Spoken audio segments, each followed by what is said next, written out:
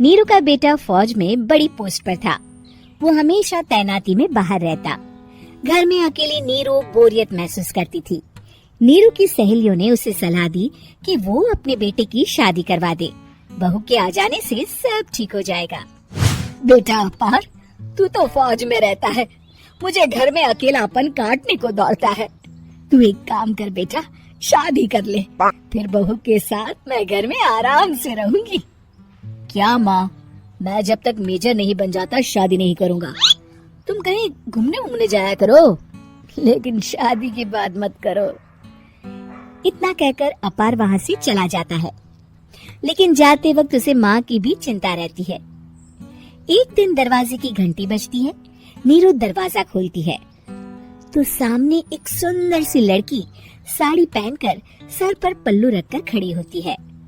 कौन हो तुम बेटा, और तुम्हें किसने भेजा है? मेरा नाम कंचन है और मैं आपके बेटे अपार की बीवी और आपकी बहू हूँ। तभी घर का फोन बजता है।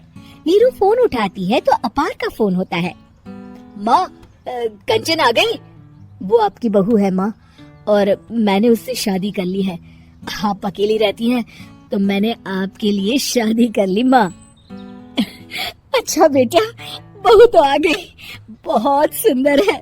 अब ना मैं आराम से घर में खुश रहूंगी। इतना कहकर नीरू जैसे ही कंचन की तरफ देखती है, वो उसके पैर छूती है। नीरू कंचन को आशीर्वाद देकर गले लगा लेती है। अगली सुबह नीरू सोकर उठती है तो अरे, सारा घर कितना चमक रहा है। इतनी सुबह घर का सारा काम किसने किया? तभी कंचन हाथ में स्वादिष्ट नाश्ता और चाय लेकर आती है और टिपॉय पर रखकर कंचन के पैर छूती है। बहू को देखकर नीरू काफी खुश हो जाती है। वो कंचन से कहती है, कंचन बेटा, आज मेरे घर में किटी पार्टी है, तुम मेरी सहेलियों के लिए कुछ अच्छा बना लेना। माँ, मुझे अच्छा बनाना नहीं आता, आप बता दीजिए, मैं बना दूंगी। अरे मैं भी तो नहीं जानती। ऐसा कर, शाम को इटालियन खाना, सी फूड और चाइनीज खाना बना लेना, ठीक है? कंचन नीरू की बात सुनकर खुश हो जाती है। हाँ माँ, मैं तो ये सब बना सकती हूँ, आप चिंता ना करें। शाम को नीरू की सहेलियाँ आती हैं, जहाँ कंचन अकेले बनाए स्वादिष्ट खाना बनाकर खिलाती है। वो सारी सफाई कर सबको खुश कर देती है। कंचन अंदर किचन में जाती है कि तभी नीरू की सहेली बोल पड़ती है। अरे नीरू, तेरी बहू तो बड़ी परफेक्ट है, तेरी हर बात मानती है और सारा काम भी अकेले करती है, तुझे शिकायत का मौका भी नहीं देती। लेकिन क्या फायदा, बेचारी नीरू का जीवन तो बहू के आने के बाद भी बोरिंग का बोरिंग ही रहा। क्यों, ऐसा क्यों बोल रही है? अब तो मेरे साथ मेरी बहू भी रहती है। हाँ, रहती तो है, लेकिन मैं ऐसी लड़कियों को बहुत अच्छे से जानती हूँ।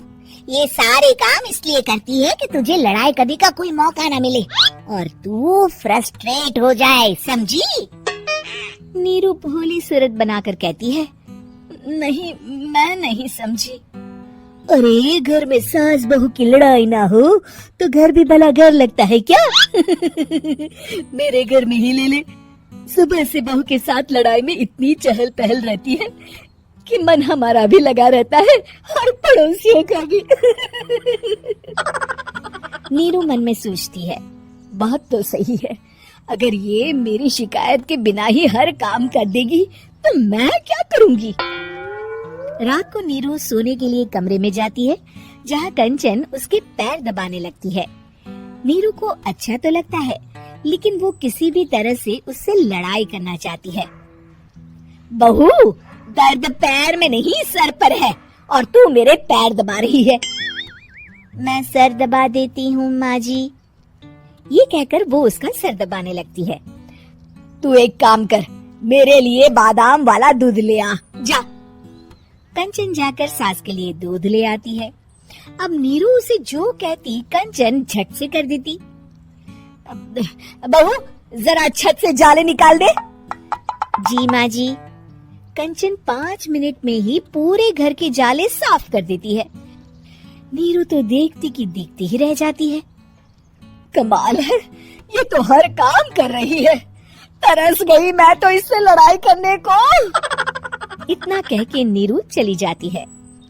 नीरू को एक दिन कंचन पर इतना गुस्सा आता है कि वो सोच लेती है आज तो उससे लड़कर ही रहेगी। मौका देखकर नीरू कंचन को पैर से लंगड़ी देकर गिरा देती है, जिसके बाद जो होता है नीरू को विश्वास ही नहीं होता। जमीन में 2 भागों पर गिरी कंचन के सारे पुर्जे बिखर जाते हैं। स्प्रिंग और उसके अंदर से रंग बिरंगी लाइट जलने लगती है। तभी घर की घंटी बजती है। नीरू डरकर दरवाजा खोलती है तो सामने अपार खड़ा होता है। क्या हुआ माँ, तुम इतना डर क्यों गई? कंचन ने कुछ किया क्या? कुछ कहा क्या उसने? मैं अभी बताता हूँ। तभी अपार की नजर कंचन पर पड़ती है। अरे माँ, तूने ये क्या किया? कंचन को तोड़ दिया। तुम्हारी खुशी के लिए मैंने रोबोट को तुम्हारी बहू बनाकर भेजा था, जिससे तुम्हारी हर इच्छा पूरी हो और तुम खुश रहो। माँ, ये तो इंसान थी भी नहीं, इससे तो गलती हो ही नहीं सकती थी। फिर आपने इसे क्यों तोड़ा? क्या गलती थी इसकी माँ? बेटा, इसकी सबसे बड़ी गलती ये थी कि ये इंसानों की तरह सास से लड़ाई नहीं करती थी। अपार माँ की बात सुनकर हैरान रह जाता है।